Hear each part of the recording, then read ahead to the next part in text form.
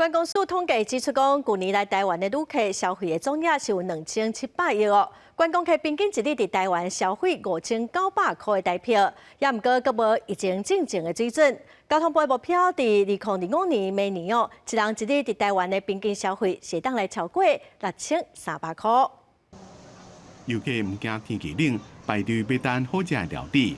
来台湾省除了食各种好食的料理，买物件行程是一定会有。这个对，食物啦，你们的伴手礼很好吃。To see the eat. Oh, clothing.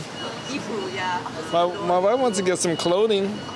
观光署针对112年来台湾旅游市场做分析，伫今年总共有648.7万的国际游客来台湾，甲疫情进前比，游客平均停留的暗数增加1.9万，每一天平均的消费是180外块美金，换算台票差不多5900，甲疫情进前比减差不多7.78%。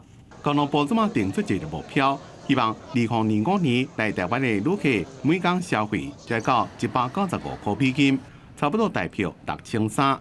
要若要安怎提悬旅客买物件的动机，观光署已经开始规划。台湾的一些精品，其实我们在也做一些市场调查，我们的免税商店里面的酒跟名牌包其实是最便宜的，甚至跟泰国做比较的话，我们都会比它还便宜20%。